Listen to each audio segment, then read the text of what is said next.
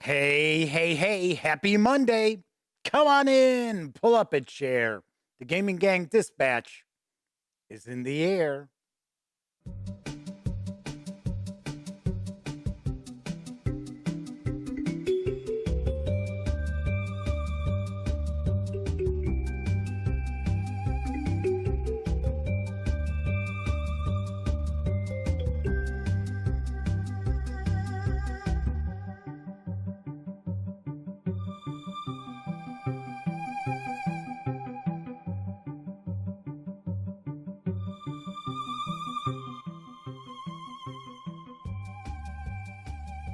Howdy, howdy, howdy, gang. Welcome once again to the Duct Tape Studios.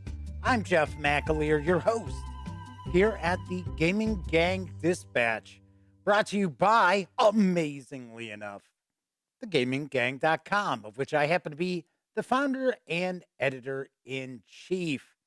Tonight is Monday, May 9th, 2022. This is live stream 784. If this is your first time joining me, let me point out it's super casual around here. Just hanging out, talking about the latest in tabletop gaming news and taking a first look at a game. So tonight we are kicking off Ruins of Symbaroum week because I have the core books for the upcoming Ruins of Symbaroum 5e, which is from Free League Publishing. And tonight we are taking a look at the Ruins of Symbaroum 5e Player's Guide from the aforementioned Free League Publishing. So we're going to dive into this in just a little bit. Do want to point out, if you've never joined me before for the stream, either live or on Memorex, let me explain. The way our show usually runs is that I will tackle the tabletop gaming news first, and then usually there's a little discussion about what's cooking, and then we jump on into the game. So if you are watching live, it'll probably be around 30 minutes or so before we jump on into Ruins of Symbaroum 5e. So kick back, relax, put your feet up, and enjoy the stream. Now, if you happen to be watching 30 minutes or more after this stream ends, there will be timestamps. So you'll be able to jump ahead if you want to skip the gaming news, which there's actually a lot of cool news tonight. But you'll be able to do that. And those timestamps will be located in the show notes, or depending on the device you're using to watch this, might actually be built right on into the timeline of the video itself. So there is that as well. Do want to mention, if you like this video, by all means, please give it a quick thumbs up. Subscribe to the Gaming Gang channel if you haven't already. And of course, if you do subscribe, don't forget, ding that bell. It'll not only let you know when the Dispatch streams live Monday, Tuesday, and Wednesday evenings right here on YouTube at 7 p.m. Central. It'll also let you know when I upload other videos, such as my upcoming review of Starfinder Allies Against the Eye from Paizo Inc. Yes, this is the 5th chapter in the Horizons of the Vast adventure path. So that is coming up. So stay tuned. And of course, when you're not watching videos on the Gaming Gang channel, be sure to visit thegaminggang.com for all latest in gaming news, reviews, and a whole lot more. You know the drill. Get your geek on at thegaminggang.com. Should mention, if you're watching live, if you tend to catch the show all the time, you really should be giving a thumbs up to the video. And if you don't visit thegaminggang.com, you miss out on a ton of stuff. We've got loads of other reviews that don't make it to the channel. So a lot of role-playing game reviews, they are written reviews. That's why you don't see them on the YouTube channel, because it's kind of hard to put written stuff on YouTube video. God, that would be boring, wouldn't it?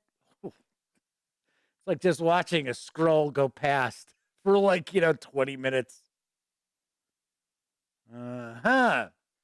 All right, lastly, this is the live stream. So that means there is chat available. It's not on screen. It's one of the ways I keep some of the more unusual commenters at bay. Also, you have to be a subscriber to the channel for at least 48 hours before you can take part in chat. Yet another way that I keep some of the more unusual commenters at bay. But if you want to say howdy, or maybe you've got a question or a comment, by all means, please chime in. I will do my best to respond. First out the gate tonight is the Motor City Madman himself. Yes, the Madman is with us. He is one of our chat moderators. So behave. Don't make him wield that banhammer. Actually, I joke about that all the time. We've had to kick one person out in the almost 3 years that I've been doing the live streams. Or is it more than 3 years? I don't know. It's just one long day. 245 Trioxin is with us. Game Ninjas is in chat with us. I don't recognize that nickname, so I don't know if it is a first-time chatter or if it's somebody who hangs out all the time who's logged into a different account. Omenal's with us as well. Omenal happens to be one of our other reviewers I was just talking about. If you don't visit thegaminggang.com, you miss out on a lot of content, including a lot of role-playing game reviews. Omenal's one of our reviewers there, mentioning that they come for the news and stay for the intermission. All right, so there is that. Anyway, we'll jump into the news in just a second, but a couple of things I did want to point out. I got nothing done this weekend as far as the gaming gang. I didn't get any video done. It's like, had a minor family emergency jump up. Everybody's fine. It wasn't like no one was in danger or anything like that. But it was a minor family emergency, which took me away from home for pretty much the weekend. And then, of course, Sunday was Mother's Day. So obviously enough, we were celebrating that with my mom as well as my sister-in-law, Dawn. So we were celebrating Mother's Day over there. So I apologize. I had nothing done. Zip, zero, zilch. No new reviews. No new video. Nothing. Also, should point out, I am approaching my 1-year anniversary for my triple bypass. Isn't that fun? That's such a good time. I'm feeling good. I got to lose weight though. I got to drop weight. And the thing is, it's water weight. That's the worst part of it. And the thing is, you don't want to go on a diuretic because diuretics aren't good for your heart. I just don't shed water like I should. Don't know. So anyway, I was going to say my general practitioner had requested that I go have a chest CT scan because of all the years I had smoked. So of course I'm like, uh-oh. So results came in and everything's fine. Everything's what was the word that they used? Unremarkable. It's like unremarkable. No nodules. I was like, okay, cool. All right. So I'm sure I've got COPD or whatever that's called. But other than that, looking all right. So Game Ninjas says, first time chatter, long time viewer. Well, welcome aboard. Glad you decided to take part in chat. Jason Bradley's with us. Unremarkable is good. Yes, that's what I understand. In fact, I tweeted out something along the lines of, I think it must be the first time that I've been very happy to be referred to as unremarkable. So I was like, yes, Sweet, because I was a little concerned. I was a little concerned because I thought, okay, great. You know what? Go through all the nonsense from the triple bypass, and I'm finally kind of feeling normal almost a year later. I'm like, that would just be just the shittiest cherry on top if something came back from that chest scan. All right. So let's move right along. Let's jump on into the news because currently arriving in stores is Hidden Leaders. It is from BFF Games. Yes, it is Best Friends Forever Games. Here's what I know. The island of Osha is in turmoil. Following the death of the emperor, the conflict between the hill tribes and the imperial army escalated. While the water people try to maintain balance between the old rivals, the undead aim to escalate the war. All hope rests on the 6 children of the emperor. Who of them will claim the throne? In Hidden Leaders, you take the role of one of 6 secret leaders. Each of them is allied with 2 of the 4 factions colors.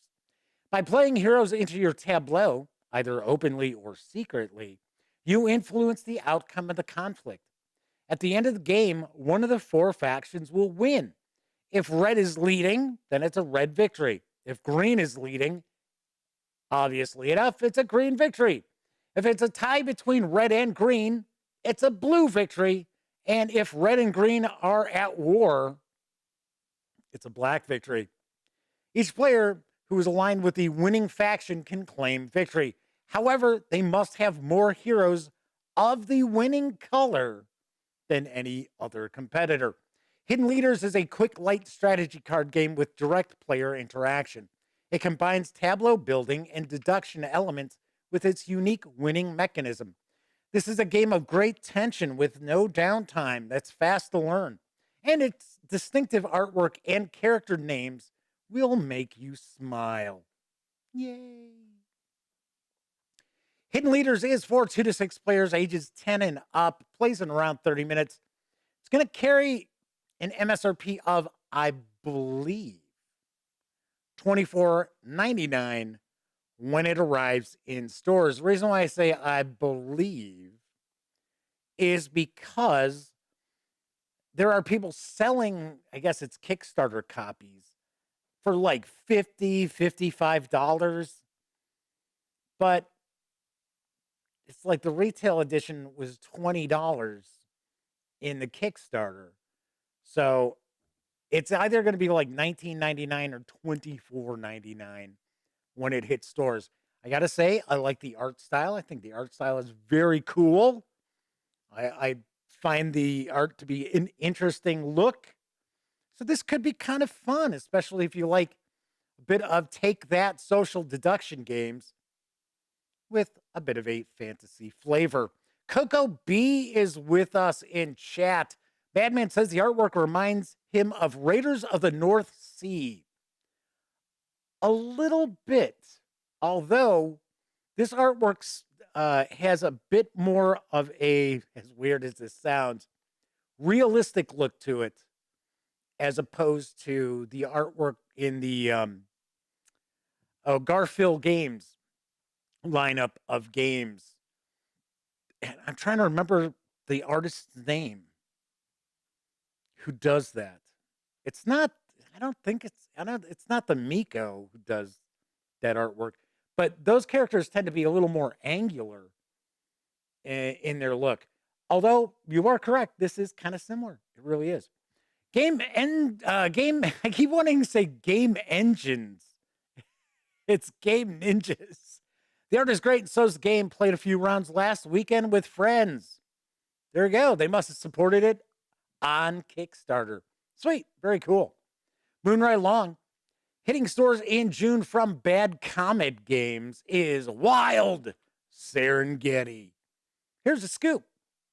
Wild Serengeti is a board game inspired by the endless plains of the, you guessed it, Serengeti. This game combines the joy of puzzle solving with elements of set collecting and engine building to create a deep and unique strategic experience. The mesmerizing artwork, 3D components, and detailed animeeples will guide you straight into the vivid and breathtaking wilds of the Serengeti.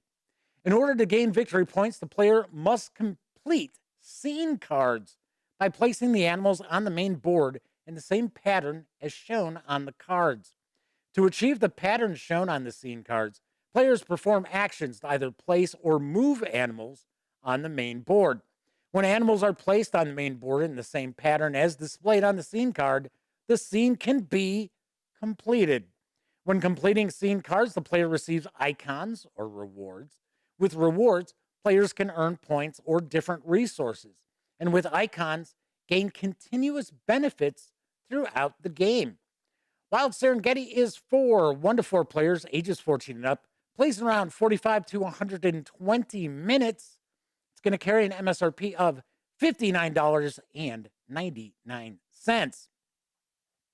So here's one of the things I think is a little odd about the press release, the sell sheet information about Wild Serengeti. They don't actually explain that what you're trying to do is you're filming a wildlife documentary. They don't mention that. That's what those scenes are for. You're creating a wildlife documentary. So, the Madman says the artist is Mahilo. Actually, I think that is I think that's the Miko, if I remember correctly. I might be completely wrong, but I'm pretty sure that is the Miko. So anyway, this looks kind of cool. I just wish that it would have been explained a little bit, because it's like, oh, you can complete scenes. For what? But I guess you could hire, I guess you get like bonus, like people working on the documentary. Like you can have a celebrity, you could have like a voiceover artist, so you can, kind of channel your best David Attenborough. In fact, here are those folks right there. Oh, I should say Sir David Attenborough. I don't want anybody getting upset that I've kind of screwed him out of his knighthood. All right, let's talk about some role-playing game news, because currently up for crowdfunding for just a few more days is the Furious Action System role-playing game. It's the core book that is being kickstarted. Here's the dope on the game from creator R. Scott Taylor. Welcome to the Furious Action System, or FAST for short.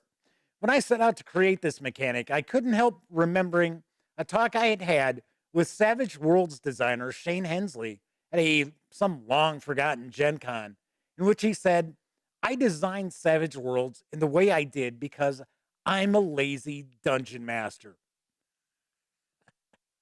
These words have stuck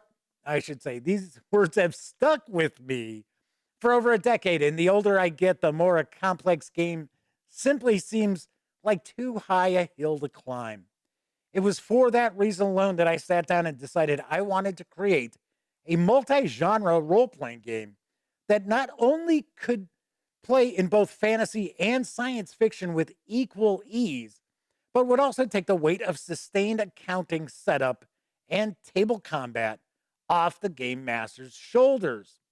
FAST is a multi-genre tabletop role-playing game that streamlines gameplay for both game masters and players alike.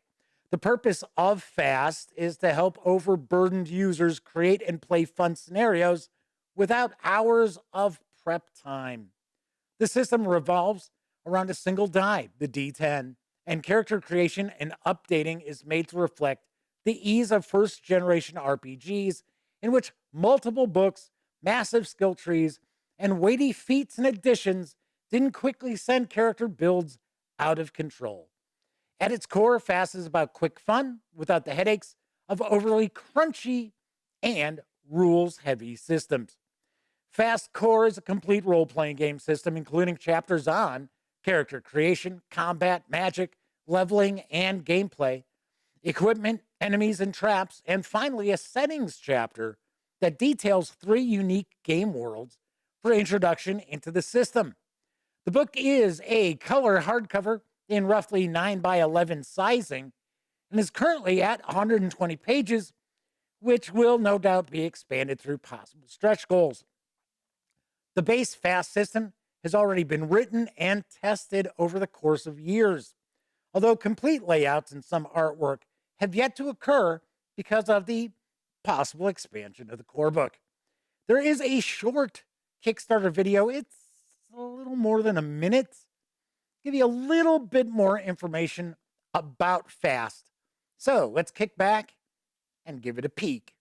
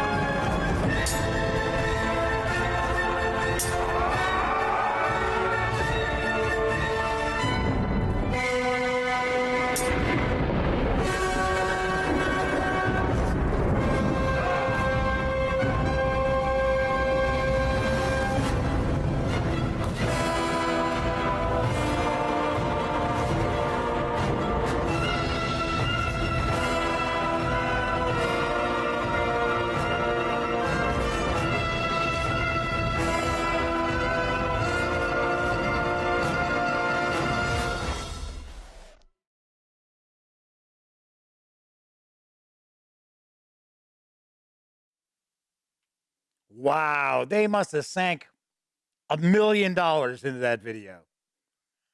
It's like, really? 3 images that you're kind of animating them a little bit. It's like, okay. Anywho, this Kickstarter has passed the 400% funding mark, and you can reserve a copy of the hardcover Fast core book with the PDF for a $40 pledge, or you can grab just the PDF alone for a $20 pledge through May 12th. As I mentioned, only a few days left to back this. Expected delivery is January of next year. So those of you out there who are looking for a rules light system, this might be something to take a peek at. I will tell you, I was mighty impressed by all the adventures that are also part of this Kickstarter. I was like, wow, there's a lot. It's like, I think there's like 8 of them. Some are fantasy, some are science fiction. There's some noir style. Jason Bradley says, I would only charge them $700,000 to do that video. Hey, that's a pretty sweet discount. Testy Trekkie's with us, and Russell Higgins has joined us as well. Welcome, both of you. Thanks for tuning on in on a Monday evening. So something else that I noticed about this, which I thought was kind of weird, I don't mean to detract anything from this Kickstarter, but one thing I noticed is the artwork that I had seen that's available, every female character is scantily dressed, or they have an open midriff and their navel is exposed. And I was kind of like, seriously, aren't we kind of beyond that now? Have we moved past that? Now, I'm not saying that all the artwork in this is going to be like that. I just thought it was very strange that the artwork that I was able to track down that's included in this book has that sort of character design to it. Should point out, if you are not familiar with art of the genre, they do the folio zine, which is very popular, really well put together. And so this is not coming out of like the blue. This isn't somebody who's like, oh yay, you know, I'm gonna create this role-playing game Kickstarter. So keep that in mind. Tessie Trekkie, toss a coin to your stream or something. Thank you for the super chat. I should point out, I'm going to mention something about super chat when I finish up with the news, because as much as I really appreciate it, thank you so much. I would prefer people don't do it. Because the thing is, Google takes half of it. So, you know. All right. I see. Where do we have? Oh, Flaming Herons popped into chat. There we go. So Russell says they have, exposed midriffs too, but that's because his shirts don't fit over his belly. Flaming Heron says, scantily clad women. I give you Conan. Oh, Tasty Trekkie. Don't Testy Trekkie. Why did I say tasty? No, don't worry about it. I'm just pointing out if you're gonna do anything like that, I always recommend using the PayPal.me, because PayPal doesn't take anything out of it. But yeah, I know a lot of people don't realize that Super Chat, Google takes half of it. It's like, holy cow. So Flaming Heron's pointing that out in chat as well. So let's move right along, because the second issue of Carcass Crawler, the official zine for Old School Essentials, is out in print and PDF from Necrotic Gnome and Exalted Funeral. I've got the skinny. Issue 2 of Carcass Crawler, the official Old School Essentials zine. Each issue is packed with new material for your games, including new character classes and races, new spells and magic items, new monsters, optional and expanded rules, referee advice, news, previews of in-development products, short adventures, and more. In this issue, you're going to find new classes and races, 2 new elf variants, the Phase Elf and the Wood Elf, an item-based encumbrance system, a simple system for tracking characters' loads and movement rates based on the number of items carried. No more need to add up coins and weights. Town services, guidelines and prices for inns, jewelers, money changers, and traders, including a simple optional rule for haggling. Hiring retainers, tables and extra guidelines for locating and hiring retainers. Quick equipment, a set of tables for expediting character creation by randomly selecting starting gear. Energy weapons, complete rules for introducing high-tech energy blades and guns into your game, either as alien relics found in long-lost treasure hoards, or to accompany the sci-fi inspired classes in Carcass Crawler Issue 1. The Hepspistan and Kineticist. There are snake cult monsters, 8 brand new monsters, creepy undead, guardian constructs, and devious serpents. There's the Tomb of Omfarath, a mini adventure in the trap-filled ruins of a snake cult temple. Hey, speaking of Conan, right? And also, adjudicating traps, advice and optional guidelines for making traps a fun and engaging part of the game. Yeah, traps are way better old school than they are new school. It's like, okay, I'm just gonna roll a die. That's it. Doesn't matter. Doesn't matter what the trap does, how it actually goes off. No, just rolling a die. That's not fun. This 32-page issue is available from Exalted Funeral for $10. And that includes the PDF. Or you can grab just the PDF alone at Drive-Thru RPG for $7.50. Got to point out, I will be sharing my review of the first issue of Carcass Crawler very soon. It was one of the things I was trying to get done this weekend. And then if you just had tuned in, or you tuned in after the open, we had a wee bit of a family emergency. So I wasn't home. So I didn't get to shoot anything. Grumble, grumble. Everything's fine. Don't worry. All right. So did I just see somebody sneak into chat that I didn't say hello to? No, I think we're okay. Tessie Tracky points out Exalted Funeral Press published so much good stuff. They do. And there's a Kickstarter coming this summer that looks really sweet. And you might remember, I forget the title of it. It's like some like long weirdo doctor such and such. But there's a quick start that looks really, really cool. It's almost kind of a gonzo 1879 kind of Victorian, Mars and Venus and things like that sort of setting. Yes, I keep trying to see about doing an interview with the woman who runs Exalted Funeral. We were going to do that for the OSR month back in January, and then things just didn't fall into place. So I am going to reach out again because I would love to talk about all the great stuff that I see popping up through Exalted Funeral. All right, my final news piece, now available in PDF, is Ironsworn Starforged from author Shawn Tomkin and his team. Here's the latest on the highly anticipated role-playing game. The sci-fi evolution of the Ironsworn role-playing game is here. In Ironsworn Starforged, you're a spaceborne hero sworn to undertake perilous quests.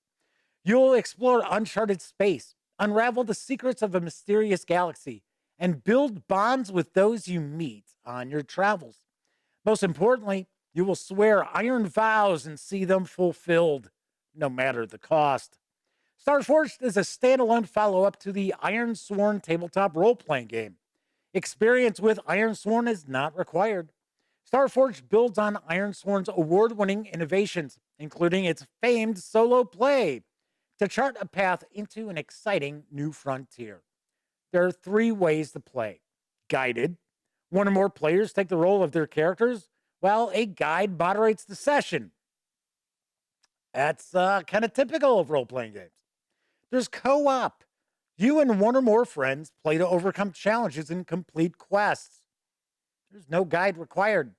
Also, there's solo. You portray a lone character driven to fulfill vows in a dangerous galaxy. Good luck. So what's included? There's story-driven mechanics to put your character at the center of their quest-driven adventures. Inspiring campaign launch exercises to build your setting, create your character, and set off into a universe of perils and opportunities. Creative prompts to eliminate game prep and push your adventures forward with or without a guide. System agnostic generators for on-the-fly discoveries of spaceborne locations, planets, settlements, people, creatures, starships, foreboding derelicts, ancient alien vaults, and more. Extensive advice, examples, and options for exploring the story of your characters and their fateful vows. The 404-page rulebook, plus over 200 additional pages of handouts and reference material, is available in PDF over at Drive-Thru RPG for $20. Yes, you heard that correct. A 404-page rulebook and over 200 additional pages of goodies. $20. Yes. That is a rockin' deal. Now, I know Ironsworn used to be free, but I don't think Ironsworn itself is available anymore. Ironsworn Delve is the fantasy Ironsworn. So, and of course, tons of material for that. And I believe that's also like a big, hefty rule book as well. I have heard loads of good things about Ironsworn Delve, especially. I know a lot of people were really looking forward to this, and I have to tell you, that is a smoking deal. Really. I mean, we talk about it all the time. Wow, boy, these PDFs are really getting expensive. It's like, What's going on? The NFTs are making people think the PDFs have value too, like that kind of value. So, yeah, this is pretty rocking. Love the artwork too. The artwork's really nice. All right. So Omenal points out, yeah, they definitely like the artwork. Flaming Huron mentions that this was a system that he was stunned didn't have a science fiction variation. Well, that's taken care of now. All right. So Flaming Heron, we were talking about traps. Flaming Heron says, traps are just bog standard, which is the problem. I like traps where it took a bit of thinking on how to navigate past them. Yes. Some of the original Grim Tooth traps books, I know that kind of wore out its welcome after a while, like by the 8th book or whatever. But yeah, though that had some pretty cool stuff. I always like traps where the players have to figure it out. Just like if there's a riddle, old school role playing games, the Sphinx gave you a riddle, you have to come up with the answer. 5th edition D&D, stuff like that, it would be like, okay, well, my character's going to roll whatever. They're going to roll their intelligence to see if they know the answer to it. No, yeah. So Tessie Trekkie says, I love that NFTs have crashed and burned. Nasty flipping things. Yeah. There's still some out there that seem to be holding value, but everybody jumping into like, oh, I'm making my own NFTs. It was like, yeah, trust me. My nephew and my brother were like, oh yeah, we're creating NFTs. I was like, oh brother.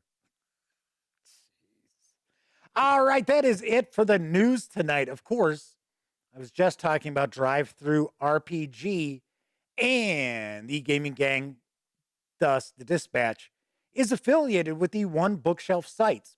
So if you are going to visit, say, Drive-Through RPG or DM's Guild or Storyteller's Vault, please stop by thegaminggang.com first, click on one of our banner ads, and that way, if you happen to make a purchase, I get a little portion of that sale. All those nickels, dimes, and quarters really do add up and help keep thegaminggang.com around. I should also mention over at Drive-Through RPG right now, there is a month-long sale. It runs through May, and all of the Old School Essentials releases that are from Necrotic Gnome, as far as I know. I don't know how much third-party stuff might be on sale, but all 20 to 40% off. So if you have not gotten your hands on Old School Essentials and you want to see what all the fuss is about, not a bad time to check it out. Also, should mention that if you like this video, if you dig the channel, if you find thegaminggang.com to be a valuable resource, if you enjoy what we do, by all means, you can always buy me a cup of coffee or some soda by visiting paypal.me/thegaminggang and making a small donation. So Tessie Trekkie had very generously provided a super chat. I always want to say super call. And I really do appreciate it, but you're not getting the most bang for your buck if you're using a super chat. And there's something else. I think it's like a super comment that Google is trying to roll out there now for YouTube, where you pay to have like a featured comment or something. I don't know. I just don't recommend you do that because Google takes half of what you're donating. So Google doesn't need your donation. Stick around. So that's why I recommend swing on over to paypal.me/thegaminggang.com. All right. So hopefully everybody had a great weekend. Hopefully everyone enjoyed their Mother's Day if they were a mom celebrating, or hopefully you had an opportunity to celebrate with your moms. So that was something that I did yesterday. So I hope everybody got to enjoy that as well. And I saw Doctor Strange on Friday. I almost said Doctor Who. Something else I'll mention in a sec. So I enjoyed it. I thought it was good. Not the greatest Marvel movie ever. I hate these reviewers who like, I don't know. I bet you I could get on Rotten Tomato as a reviewer. I have some film reviews from way back in the day. Um, Not that I'm a film reviewer, but I'm just saying some of these people who are like, it's like, what, who are you with? I was like, I hate when it was like every time there's a Marvel movie that comes out, there's some reviewer who's like, oh, this is the best Marvel movie ever. This is the greatest Marvel movie ever. And it's not. You can't have every single one be the greatest. It just doesn't work that way. Plus, I had to laugh when it was like, the Eternals. Oh, man, this is Marvel's best. Really? I don't think so. I don't think the Eternals was as bad as some people made it out to be, but certainly wasn't great. So, Moon Knight wrapped up. This, of course, I'm keeping this all spoiler free, right? And I was kind of like, and I liked Moonlight. I need a sip here. And no, there's no liquor in here. That's who snuck in I didn't say hello to. David Weisberger. Hello, David. Sorry it took me a while to say howdy. Disavow 92 is in the house. Anyway, I always liked the character of Moon Knight. I thought, to me, this six episode series, there was no point. Really didn't seem to be a point to it. I mean, the acting was good and special effects were fine. It was just, why did you make this? Like, and it almost kind of felt like it existed outside of the MCU too. So thought that was weird. Thought that was very strange. Checked out the first episode of Star Trek Strange New Worlds. I liked it. And it felt like Star Trek. How about that? I was like, wow. I was like, this feels like an episode of Trek. Not like most Discovery episodes. And Picard, the second season of Picard was awful. That had to be some of the worst Star Trek I have ever seen. Man, just awful, terrible. So there's some discussion about Spider-Man being pretty good. So Jason says they weren't into Moon Knight. I keep saying Moonlight. It's Moon Knight. But they liked it towards the end. Like I said, it was fine. It was all right. It just wasn't something I was like, I'm just kind of curious. How are they going to screw up Obi-Wan Kenobi? How are they going to mess that up? And finally, there is a new Doctor Who. That's right. So all the misogynists got to be upset about the last Doctor. And now all the racists can be upset about the new Doctor. So that's there you go. All right. So Jason says they're going to disagree about Picard, but that's cool. Yeah, I mean, I'm not going to like die on that hill. But yeah, and I totally get it. Everybody's got their own taste. My taste is a little different than many people's, but so Coco B says Moon Knight introduced the kids to Engelbert Humperdinck. I saw Engelbert Humperdinck in Arizona. I took my mom to see him, and he had to be like 75 or something like that. But I was amazed. I was amazed he was as good as he was. I thought it was just going to be god awful.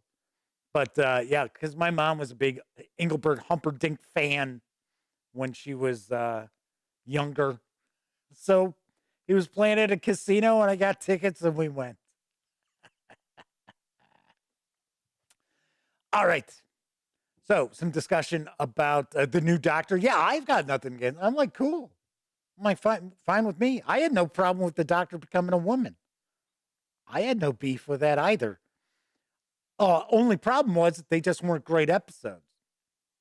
That's the whole thing. If you don't have a good showrunner and you don't have good stories, it doesn't matter who the Doctor is. It could have been Tom Baker, and people would be like, All right, so tonight we are kicking off Ruins of Symbaroum week here on the Gaming Gang Dispatch. But first, it's time for a brief intermission.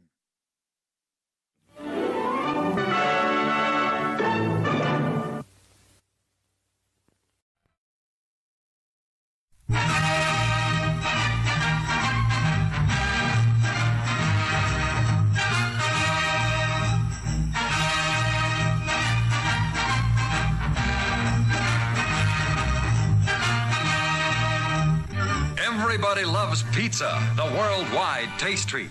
And no one makes more delicious pizza than you'll get at our snack bar.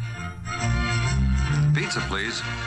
It's freshly baked to your order, served crisp and piping hot, skillfully prepared with a delicious combination of mozzarella, provolone, and Romano cheeses. In our full individual size, with our deluxe sauce that's lip-smacking good. Yes, everybody loves pizza. Join the crowd headed for the snack bar, where everybody orders that delicious, wholesome, taste-tempting pizza.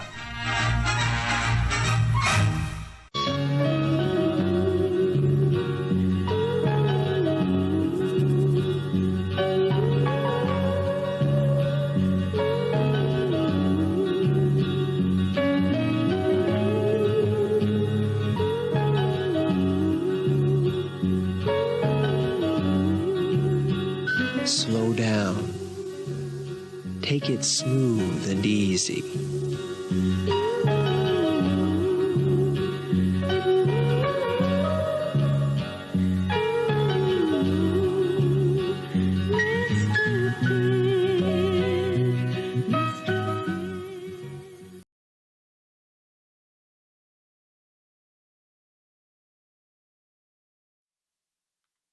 Yes.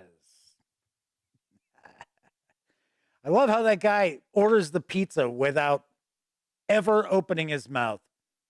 Pizza, please. And yes, I see Flaming Heron's like, wow, they didn't even have to order. They just knew what pizza they wanted. So.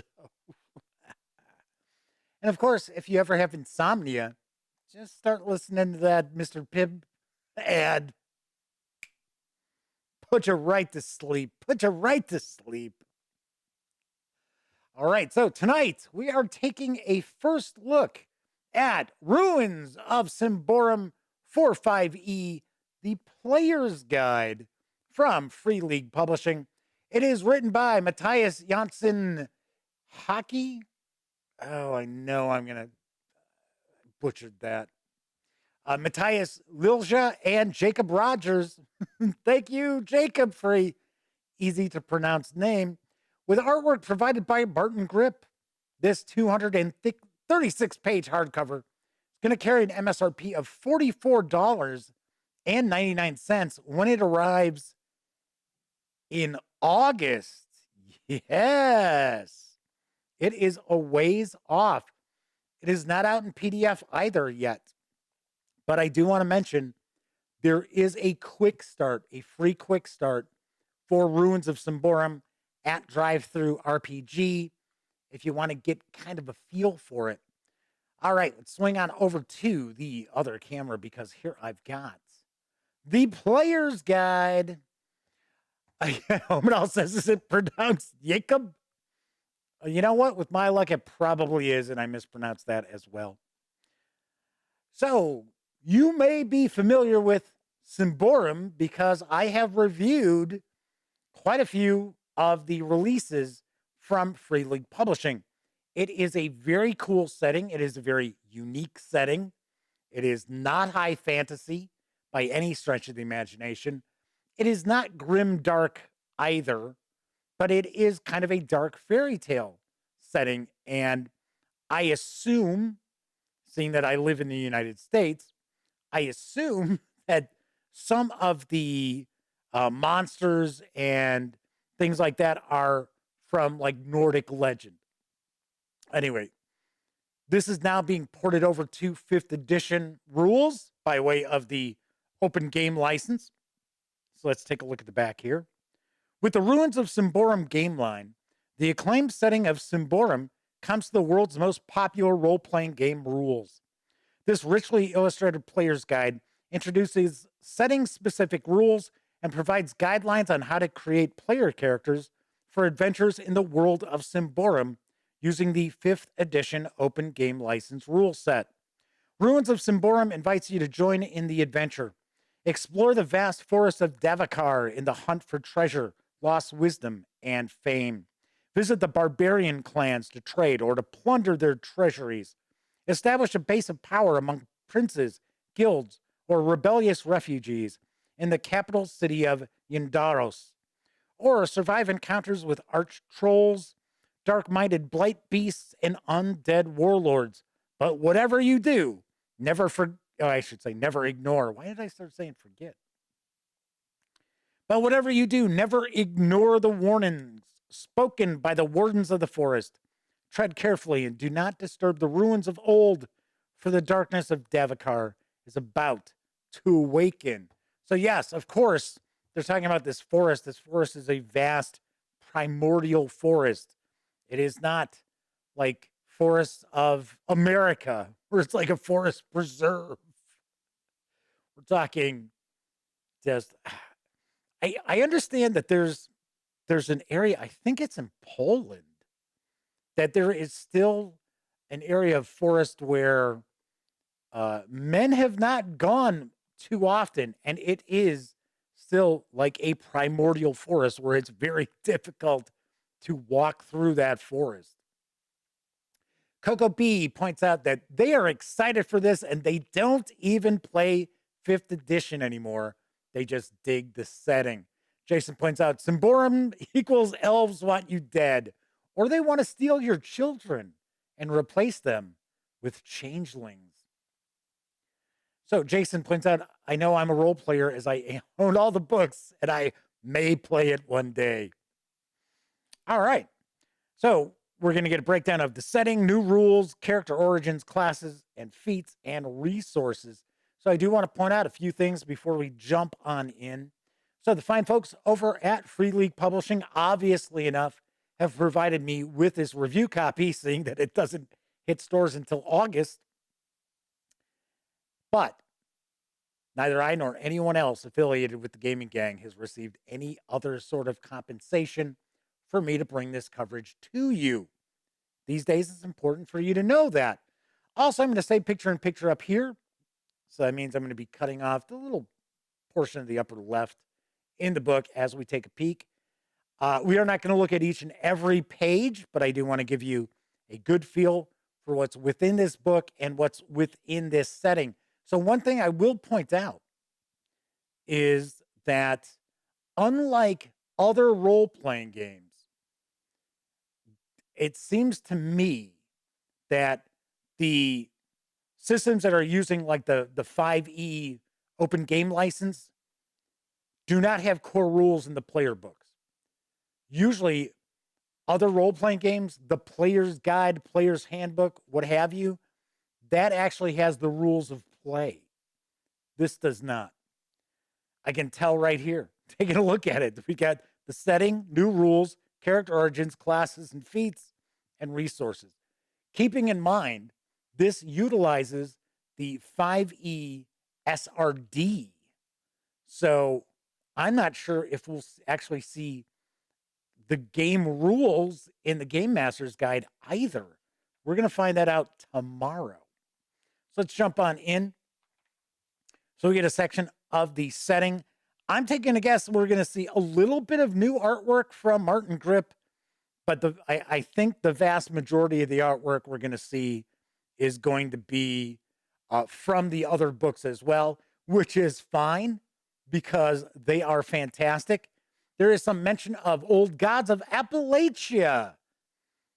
And actually, how did they pronounce it? Because I started listening to it.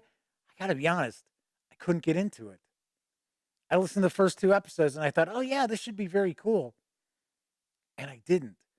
Omanal points out, read Missing 411, and you realize the forests are pretty mysterious in North America.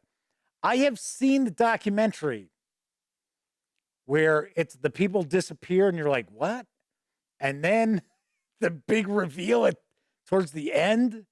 Yeah, pretty wild. So yes, Omanal, I am familiar with Missing 411. I've watched some of the YouTube videos. But the actual documentary, yeah, that was pretty wild. That was pretty wild.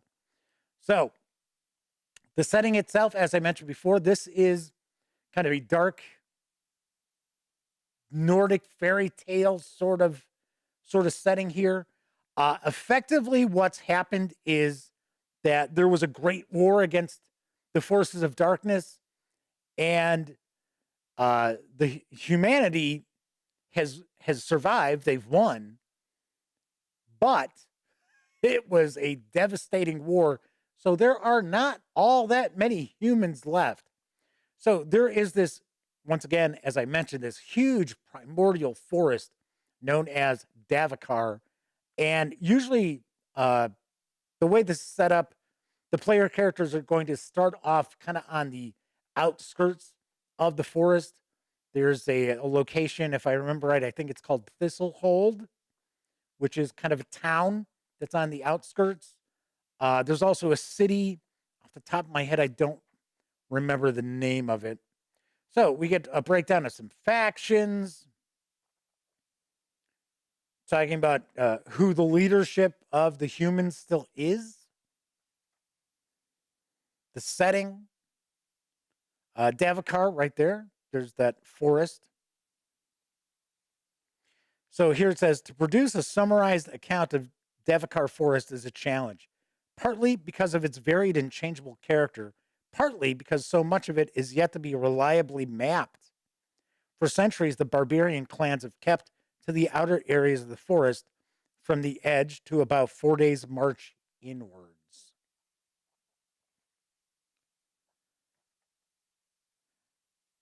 I definitely think that like the dungeon maps and things like that have been put, like this is the important settlement. This is Indaros. Really well done. Very, very nicely presented for us here. Okay, so new rules. What do we got? The role of the player. The group's goal. It's good for the group to share a common goal besides the character's personal ones. Discuss with the other players what your group would like to accomplish. Lead a large group of people to safety. Construct an organization together. Establish a base for the group. That's usually what many characters are doing. Overthrow a leader. Mm-hmm. So there's some discussion about deals on Humble Bundle. Yeah, when they do some RPG deals, they are really good. Although they haven't had one in a while. I take a peek every once in a while. So if they have one running, I can share it with you, here on the show. But a lot of times when they do a Humble Bundle, say like Pathfinder 2nd Edition, we see that pop up from time to time. For $1, you usually get like the core book, the starter set, like the beginner box. It's like, and then you can get like tons of stuff, and it's usually like $25. All right, so discussion of the different new rules: corruption and shadow. Character origins. So we've got abducted humans. Remember, we were talking about the elves there for a second. And they like to steal babies. The elves of Davakar, which the changelings, that's also kind of an Irish folklore legend as well. I know the Irish believed in the changelings coming and stealing the baby and replacing it with a duplicate. So, Omanel points out Bundle of Holding and Humble Bundle are just too good to pass up. I gotta be honest, there hasn't been a lot cooking with Bundle of Holding, though. Right now, it's all Shadowrun. And those have been actually running for a little bit. So I just took a peek today, unless something happened since this afternoon, because I thought, oh, yeah, there should be a new Bundle of Holding up. But there was not. So Flaming Heron points out that there were 2 Conan bundles recently on Bundle of Holding. Yes. And said they had held off on it and then realized they already had the same books through Humble Bundle for a hell of a lot less. Yes. That is one of the aspects of Humble Bundle. When they do an RPG bundle, you are getting huge savings and getting a ton of content. Okay, so we got character backgrounds, Broken Home, Mage's Assistant. The dwarves are a little different in Symbaroum than they are in most fantasy games. They aren't the typical, short and bearded men and women. They tend to be kind of wiry. They're almost similar, I would say, almost more similar to halflings than traditional fantasy dwarves. We've got the outcast. I really love a lot of this artwork in here. This is really, really nicely done. Martin Grip is sort of the Free League Publishing go-to artist. He also does a lot of the artwork for Alien, the Alien RPG. We already know he's going to be the featured artist on the Blade Runner role-playing game, which is currently kickstarting for Free League Publishing. We've got goblins, and goblins are not necessarily just evil. They're kind of pretty similar to like D&D goblins. Of course, here we've got our humans, our regular humans, the common folk or nobility. We got ogres. So in this game, ogres are along the same lines as, say, like half orcs would be. Except I gotta admit, I find the ogres have quite a bit of cool flavor to them. They're sort of like a wandering people. So we've got the different kind of backgrounds for the trolls as well. Here we've got, all right, where's this hiding at? Our bookmark. Nice. Got undead backgrounds. Pretty wild. Okay, so then we get into our classes. Classes and feats. So we've got the captain, hunter. I think it was hunter, right? Isn't it hunter? Yeah. So the classes look like they're similar in naming as in regular Symbaroum. I got to be honest, it's been a little bit of time since I have taken a peek at Symbaroum, at any of the Symbaroum releases. It's been a few months. So I'm just kind of taking a lot of this off the top of my head from what I remember. So Omanel says, I'd like the changeling version as my house and bathroom gets cleaned.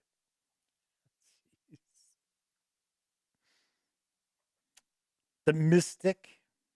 So, of course, the mystic is your magic user, as well as clerics. The witch. The wizard. The scoundrel. So that's kind of your rogue. Essentially your rogue class. But once again, we have these different archetypes within these classes as well. Coco B points out more role-playing games need bookmarks. European game companies put bookmarks in their books. If I remember off the top of my head, I think Chaosium is starting to do that. But usually the companies that, the European companies they always have bookmarks, sometimes multiple bookmarks as well. So we're starting to see that kind of come over to the US, because before, I'd say 3, 4 years ago, I don't remember bookmarks being in any American books. So Omenal says these books are printed in Lithuania, or those books printed in Lithuania have nice bookmarks. All right, so we've got some warrior archetypes. So the warrior is different than the captain. Then we got our different feats. We have boons and burdens. So it'll give you some additional bonuses and penalties. So Jason points out, I'm not always awake for the Gaming Gang live. I'm surprised I don't put you to sleep, Jason. But he says, I love it when I am, as the banter and atmosphere here is always fantastic. Yeah, we've got a good crowd. We have a small crowd, but we have a good crowd. So got some of our class feats. Now we're getting into resources here. So we're going to have equipment, some discussion, I think, about settlements and that. Got our ranged weapons, armor. I would think this should be relatively easy to port over to 5e.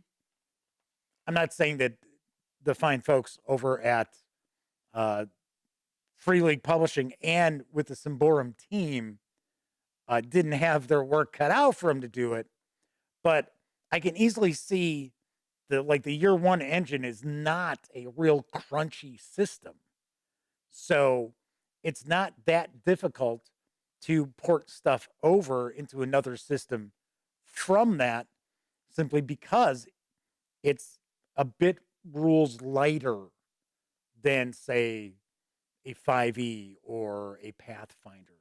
So like I said, this would be relatively easy to kind of plug in for those people out there who are used to 5e, who run D&D or some 5e open game license setting. So got food and drink, elixirs, lesser artifacts. I wouldn't say that this is, as I mentioned before, this is not a high fantasy setting. As I mentioned, it's kind of a dark fairy tale setting.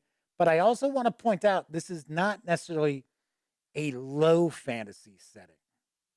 So it's important for you to understand the differences there. I'm sure the vast majority of you watching already know the differences, but there is a lot of like mysticism and rituals and things like that. Tessie Trekkie says Symbaroum doesn't use the Year Zero engine.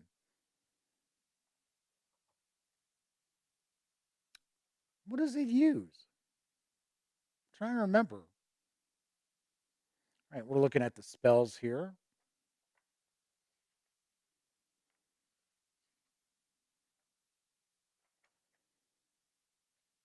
Trying to remember what it does use. It's not a percentile system. It's not a D100. All right, so we've got, looks like we're going to wrap up on spells here. Then we're going to get an index.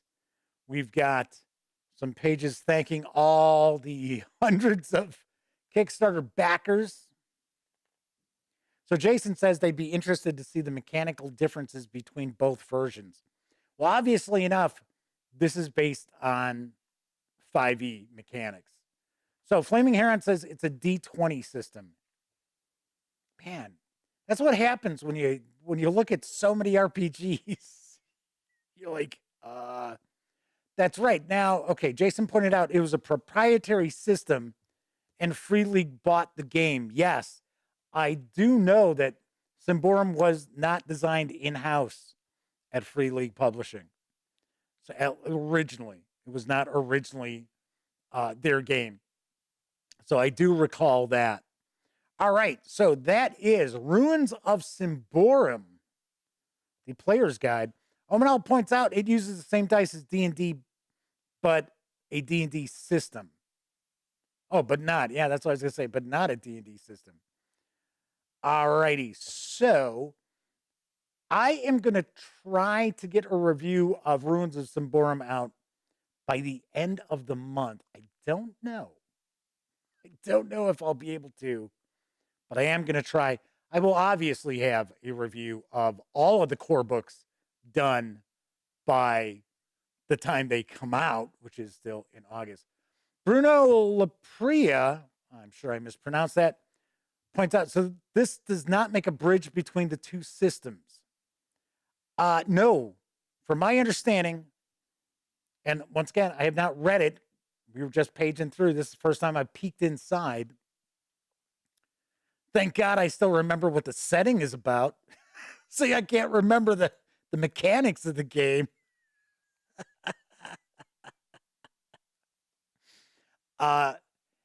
This Ruins of Symbaroum is going to utilize the 5th edition open game license SRD.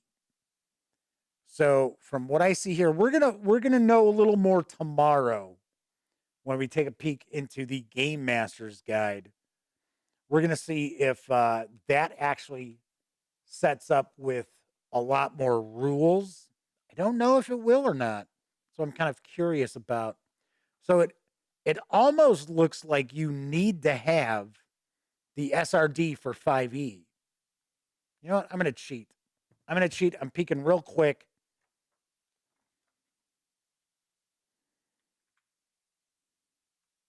Bing! Game Master Guidelines. The world. Adventures.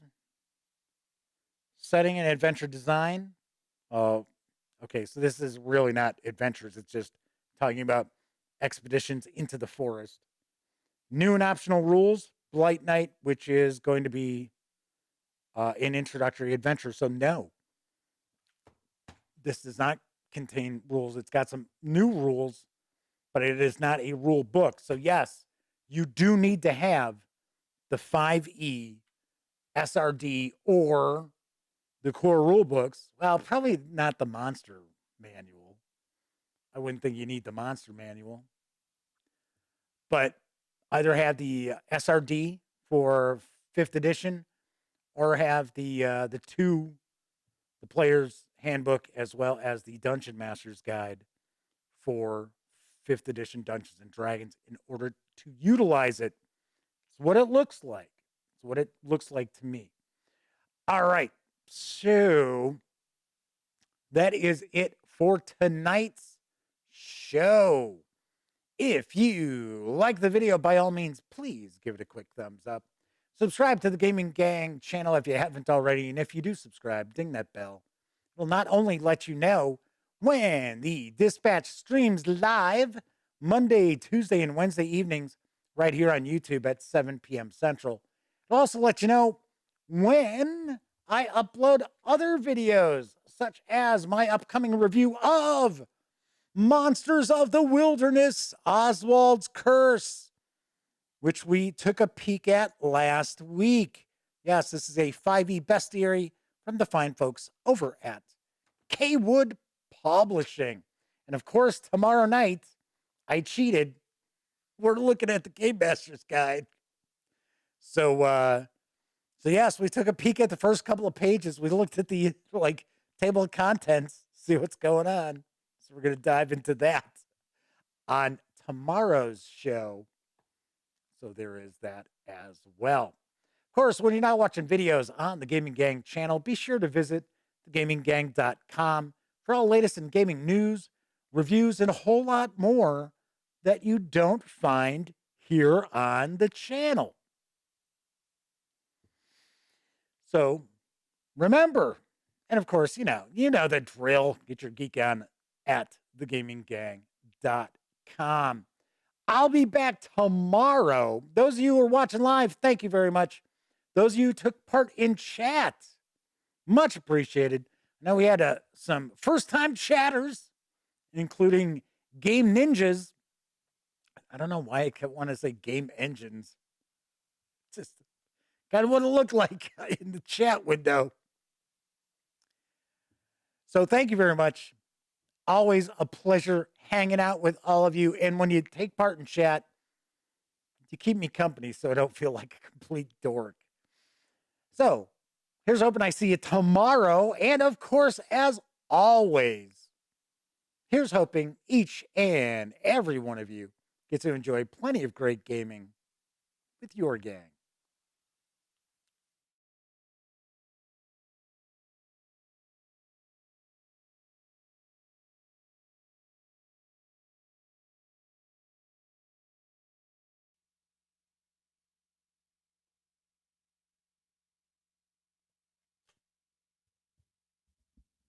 Oh, hey, you're still here. Well, if that's the case, by all means, subscribe to the Gaming Gang channel by clicking right here. Check out the latest episode of the Gaming Gang Dispatch, or find out what YouTube recommends you check out from the channel. And of course, once again, I'm Jeff McAleer. Thanks for watching.